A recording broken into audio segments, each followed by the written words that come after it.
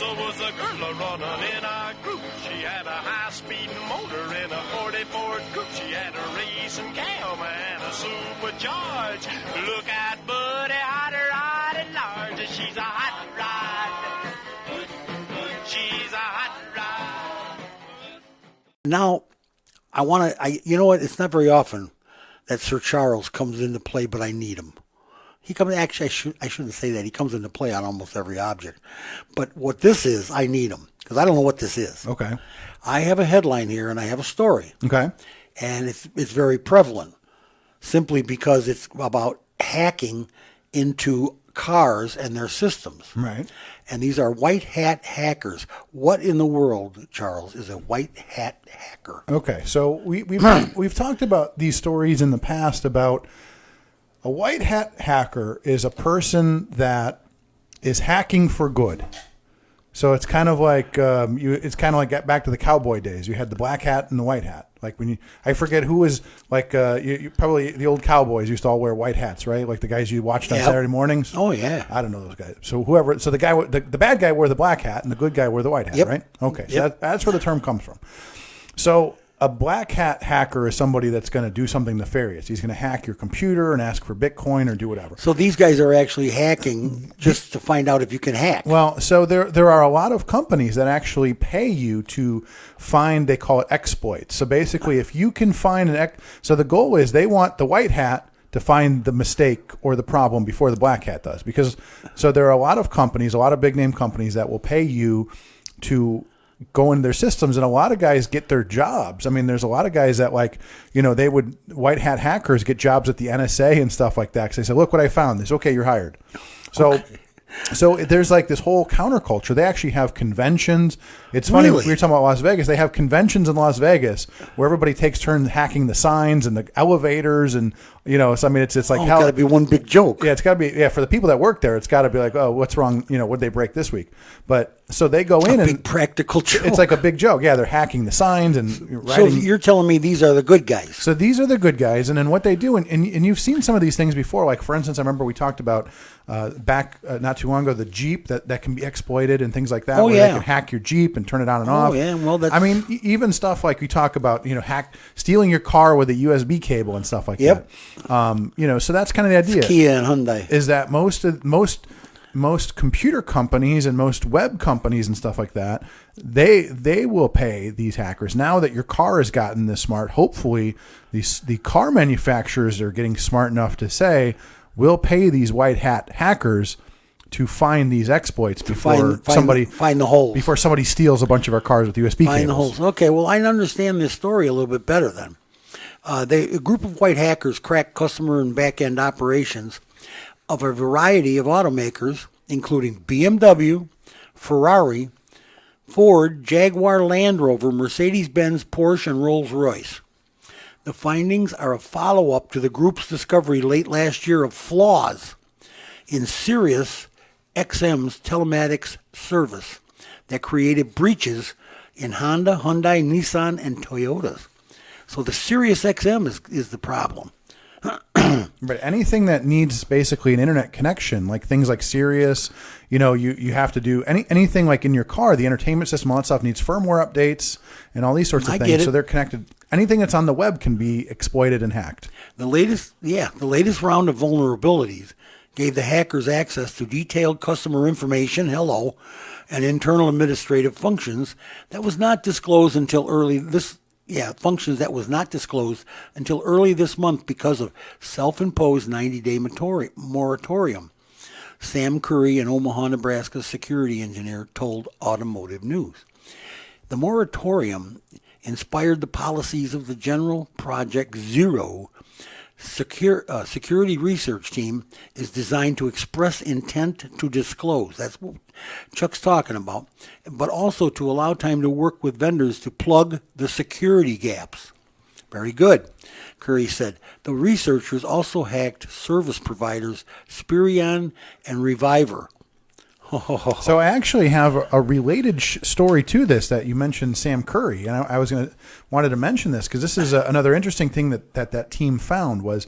So are you familiar with this idea of basically digital license plates? Have you seen these at all? Oh, yes, I have. So, like, for instance, California, and it's mainly because everybody wants to be special. We can't just have a regular license plate. So I'll just show you a picture, and if you guys haven't heard of this, you can Google it in California. So, like, for instance, this picture, they write happy birthday on it. There's a picture of a basketball on the license plate. So you pay, $20 a month or $300 a year or whatever it is to have this fancy little license plate that you can make it read whatever you want. Right. But again, so remember what I just told you earlier, anything. So in order to do this, I have to connect to it and update it just like I'd update any other sign or anything like that.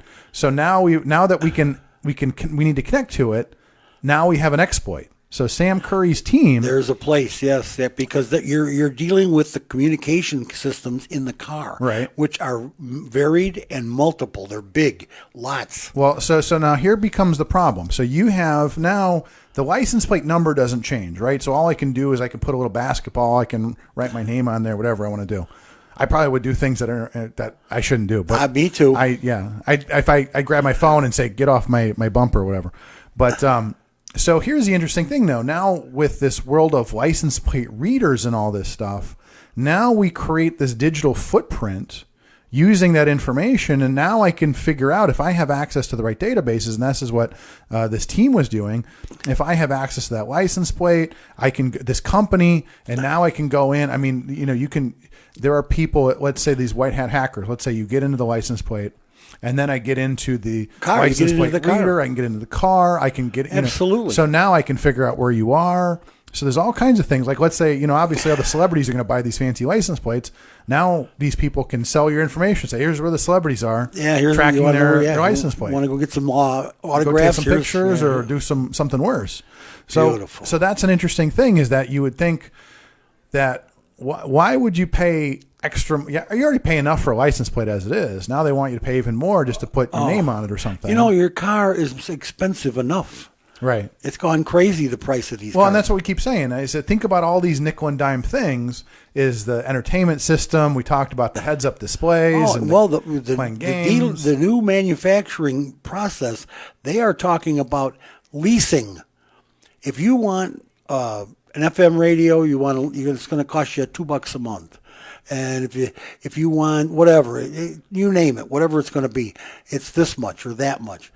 They're going to lease these things to people because not everybody says, I don't want all that stuff on my car. Well, then don't pay for it.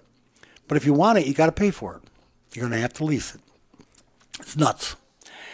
Well, Chuck, I got to tell you, I have failed. I have failed as a hacker. Maybe I was trying to be a white hat hacker. But I'm looking for the common sense in the electricity system. Okay. And the grid work and our national grid of electricity. And they want to change it.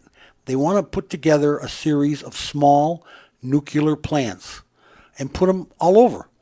They might be just enough for half a town or one neighborhood. They are really small. And since we don't have any electricity for all these electric cars. We don't. We have to come up with something now. Now you can't. There's not enough windmills in the world, and the sun is not out enough. This is just not enough. And there's going to be, instead of making coal-fired plants, which are not bad and they're not good for you, they want to do nuclear.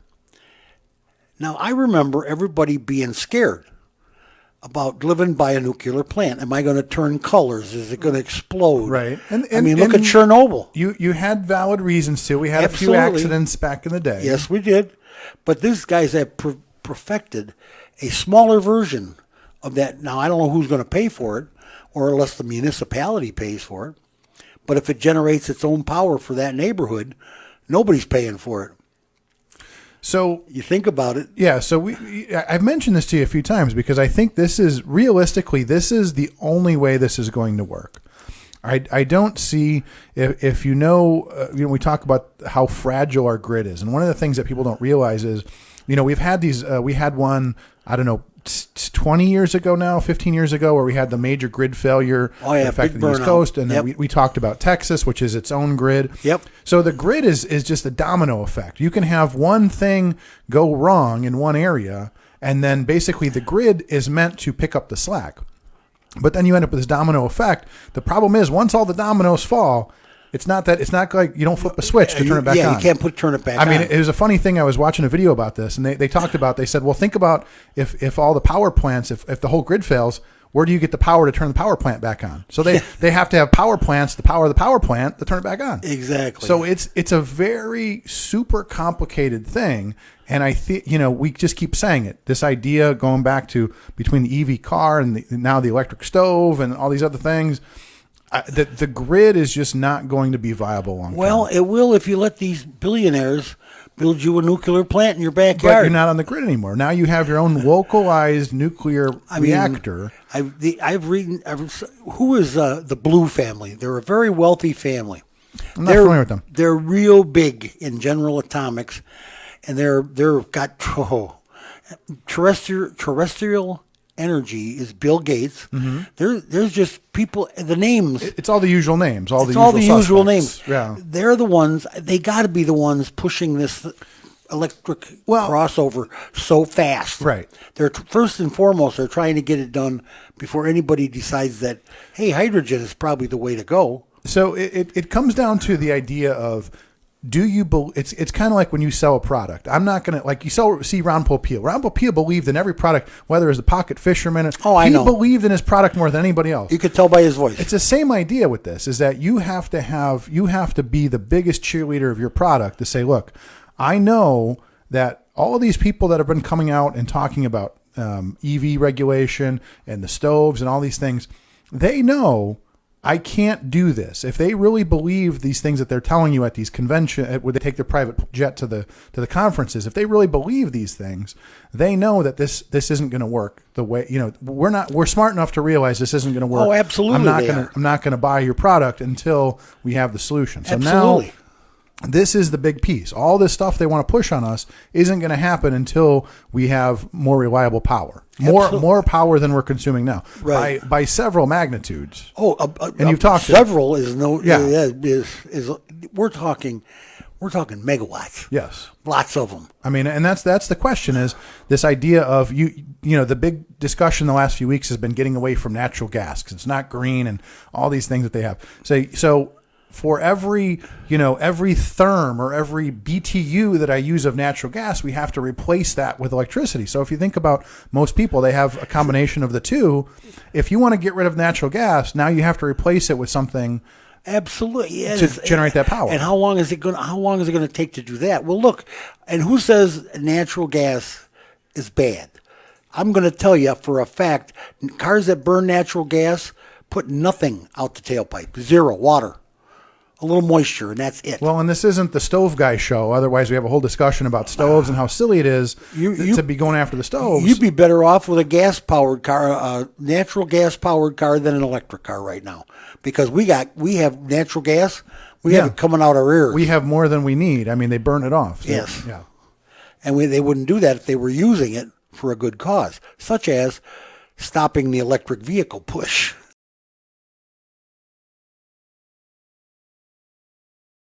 I still want to know one thing. Would you like a little nuclear plant in your backyard? Would you be upset if it was back there? Would that bother you? Well, okay, so remember, this isn't that big cooling tower traditional. Oh, no, it's not a big deal. This is like a closet. This is like a phone booth. You know what it looks like? I saw one. Yeah. The one I saw looked like a home generator that you get, right. that they put in permanent. It's big enough. Right.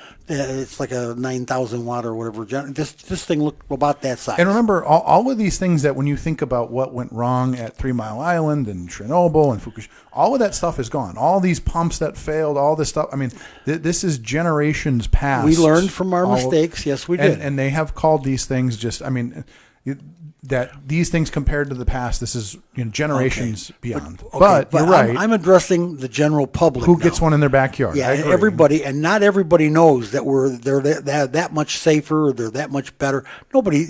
But they're going to say, well, maybe if the government tells me they want me to have one in my yard, I'll put it in there. You going to let your kids play on it? You going to let the dog go over there and lift his leg on it? I mean, come on.